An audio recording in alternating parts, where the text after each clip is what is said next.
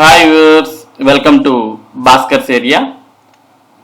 ఆంధ్రప్రదేశ్ రాష్ట్రంలో AP DSC notification విడుదలైన తర్వాత రాష్ట్ర వ్యాప్తంగా ఉన్నటువంటి నిరుద్యోగ ఉపాధ్యాయ అభ్యర్థులంతా మరి డిఎస్సి నోటిఫికేషన్ కు దరఖాస్తు చేయడం ప్రారంభించారు. మరి ఈ దరఖాస్తు ప్రక్రియలో చాలా మంది అభ్యర్థులకు చాలా రకాలైనటువంటి సమస్యలు అనేవి ఎదురవుతూ ఉన్నాయి. మరి ఎటువంటి సమస్య అభ్యర్థులకు ఎదురైనా కూడా మీరు మరి హెల్ప్ డెస్క్ ఏపీడిఎస్సికి సంబంధించినటువంటి హెల్ప్ డెస్క్ నంబర్స్ అనేవి మరి డిఎస్సి వెబ్సైట్ లో పొందుపరచడం జరిగింది. మరి ఈ డిఎస్సి వెబ్సైట్ లో ఒక్కొక్క మేనేజ్మెంట్ కి ఒక్కొక్క హెల్ప్ లైన్ నంబర్ అనేది కూడా ఇవ్వడం జరిగింది. మోడల్ స్కూల్స్ కు ఒక నంబర్, జూనైల్ డిపార్ట్మెంట్ కు ఒక నంబర్, సోషల్ వెల్ఫేర్ కు, బీసీ వెల్ఫేర్ కు, అలాగే tribal welfare, residential schools, differently abled welfare, అలాగే స్కూల్ ఎడ్యుకేషన్, ఇలా చాలా రకాలైనటువంటి ఫోన్ నంబర్స్ ను మీకు ఇవ్వడం జరిగింది. కాబట్టి ఏపీడిఎస్సి అప్లికేషన్ ప్రక్రియలో ఎటువంటి సందేహం వచ్చినా లేదా మీకు ఎటువంటి ఇబ్బంది ఉన్నా మీరు ఈ హెల్ప్ లైన్ నంబర్స్ కు ఫోన్ చేసి ఆ సందేహాన్ని లేదా ఆ ఇబ్బందిని వారికి తెలియజేయాలి. వారు తెలియజేసిన తర్వాత వారు దాని మీద మీకు చర్యలు తీసుకోవడం జరుగుతుంది. మరి మొదట్లో డిఎస్సి నోటిఫికేషన్ విడుదల చేసినప్పుడు మరి చాలా రకాలైనటువంటి సమస్యలు రావడం జరిగింది. వాటన్నిటికీ కొన్ని పరిష్కారాలు కూడా మరి చూపించడం జరిగింది. ఇప్పటికే ఆంధ్రప్రదేశ్ రాష్ట్ర వ్యాప్తంగా దాదాపుగా 30,000 దరఖాస్తులు ఏపీడిఎస్సికి మరి నిన్నటి వరకు అందడం జరిగింది. ఏపీడిఎస్సికి ఇప్పటికే 30,000 మంది దాకా దరఖాస్తు చేసుకున్నారు. మరి ఎటువంటి సమస్యలు ఏపీడిఎస్సి అప్లికేషన్ ప్రక్రియలో ఉత్పన్నమవుతున్నాయి, వాటికి మరి ప్రభుత్వం ఇచ్చినటువంటి సమాధానాలు ఏంటి అనేది మనం ఈ వీడియోలో ఒకసారి గమనించినట్లయితే డిఎస్సికి 29,800 దరఖాస్తులు. పాఠశాల విద్యా డైరెక్టర్ విజయరామరాజు వెల్లడి. డిఎస్సి 2025కి ఇప్పటి వరకు 29,800 దరఖాస్తులు అందినట్టు పాఠశాల విద్యాశాఖ డైరెక్టర్ విజయరామరాజు ఒక ప్రకటనలో తెలిపారు. ఓపెన్ అభ్యర్థులు ఆర్థికంగా వెనుకబడిన వర్గం ఈడబ్ల్యూఎస్ కేటగిరీ రిజర్వేషన్ వినియోగిస్తే ఈడబ్ల్యూఎస్ సర్టిఫికెట్ అప్లోడ్ చేయాలని సూచించారు. 5 ఏళ్ల ఓరియంటల్ కోర్స్ చదివిన అభ్యర్థులకు ఇంటర్మీడియట్ ఉండదని, ఆయా అభ్యర్థులు ఇంటర్మీడియట్ అర్హతలో నో అని నమోదు చేయాలని సూచించారు. రద్దు చేసిన డిఎస్సి 2024లో దరఖాస్తు చేసుకున్న అభ్యర్థులు తమ ఆధార్ నంబర్తోనే డిఎస్సి 2025 దరఖాస్తు నింపాలని, గతంలో కన్నా ఎక్కువ పోస్టులకు దరఖాస్తు చేసినప్పుడు అదనపు ఫీజు చెల్లించాలని సూచించారు. స్పోర్ట్స్ కోటాకు కేటాయించిన పోస్టుల్లో స్పోర్ట్స్ అథారిటీ ఆఫ్ ఆంధ్రప్రదేశ్ నిబంధనల మేరకు నియామకాలు ఉంటాయని, దీంతో ఈ పోస్టులను డిఎస్సిలో చూపలేదని అన్నారు. అభ్యర్థి ఓపెన్ కేటగిరీ పోస్టుకు పరీక్ష రాయదలిస్తే అర్హతలను బట్టి ఆయా పోస్టులకు దరఖాస్తు చేసుకోవాలని డైరెక్టర్ విజయరామరాజు సూచించారు. డిఎస్సి ఆన్లైన్ సమస్యలు పరిష్కరించండి. మెగా డిఎస్సికి ఆన్లైన్ దరఖాస్తులు ఎదురవుతున్న సాంకేతిక సమస్యలను పరిష్కరించాలని ఏపీటీఎఫ్ అమరావతి రాష్ట్ర అధ్యక్షుడు సివి ప్రసాద్ మంగళవారం ప్రభుత్వాన్ని కోరారు. 10వ తరగతి ఇంటర్ కనీస మార్కులు 45-50% ఉంటేనే దరఖాస్తును సాఫ్ట్వేర్ అనుమతిస్తోందని, దీన్ని సవరించాలని అభ్యర్థించారు. అభ్యర్థులకు డిగ్రీలో కనీస మార్కులు 50% ఉన్నా 10వ తరగతి ఇంటర్లో 45% కంటే తక్కువ మార్కులు ఉన్నందున స్కూల్ అసిస్టెంట్ పోస్టులకు దరఖాస్తు తీసుకోవడం లేదని అన్నారు. మరి ఈ సమస్య నిన్నటి వరకు ఉండింది. మరి ఈ రోజు ఈ సమస్య అనేది మరి క్లియర్ అవడం జరిగింది. కాబట్టి చాలా మంది అభ్యర్థులు ఎవరైతే నిన్న 10వ తరగతిలో మరియు ఇంటర్మీడియట్ లో 45% కన్నా తక్కువ పర్సెంటేజ్ అంటే 41, 42, 43 ఇలా ఎంటర్ చేసినప్పుడు ఇన్వాలిడ్ పర్సెంటేజ్ అంటూ మరి మనకు దరఖాస్తు ప్రక్రియలో వచ్చేది. మరి ఈ రోజు ఆ సమస్యను మరి క్లియర్ చేయడం జరిగింది. మీకు 10వ తరగతిలో 45% కన్నా తక్కువగా ఉన్న ఇంటర్మీడియట్ లో గానీ 45% కన్నా తక్కువ పర్సెంటేజ్ ఉన్నా కూడా మీరు ఎంటర్ చేసే మీ అప్లికేషన్ అనేది ఇప్పుడు యాక్సెప్ట్ చేస్తుంది. ఈ సమస్య నిన్నటి వరకు ఉండింది, ఈ రోజు క్లియర్ అవడం జరిగింది. ఇక మరికొన్ని సమస్యలు కూడా మనం చూస్తూ ఉన్నాం.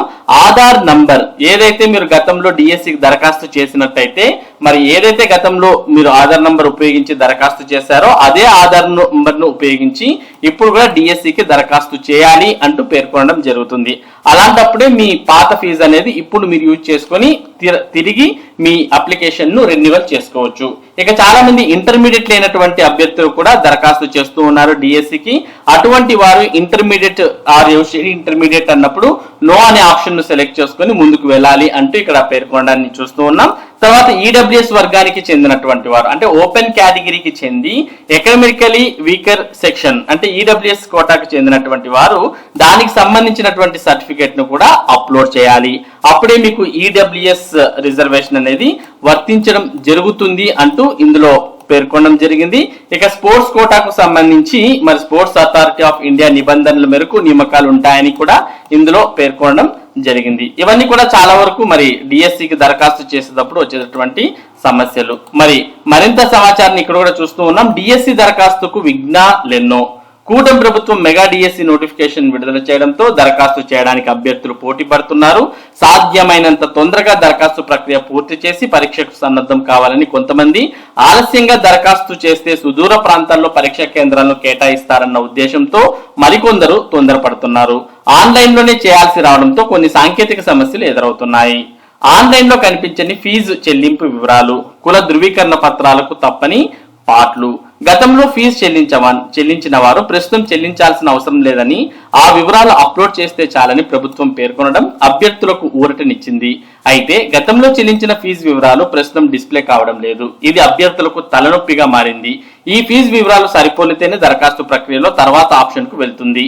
ఆ వివరాలు కనిపించక మంగళవారం దరఖాస్తు చేయలేకపోయామని తాడికొండకు చెందిన వెంకట్రావు ఆవేదన చెందారు. దరఖాస్తు చేయడానికి ఓ అంతర్జాల కేంద్రానికి అంటే ఇంటర్నెట్ సెంటర్ కి వెళ్లిన పేరు, విద్యార్థుల వివరాలు బాగానే నమోదయ్యాయని, ఫీజు ఉన్న చోట గతంలో చెల్లించిన వివరాల కోసం ఎంత ప్రయత్నించినా డిస్ప్లే కాలేదని, దీంతో దరఖాస్తు ప్రక్రియ ముందుకు సాగలేదని చెప్పారు.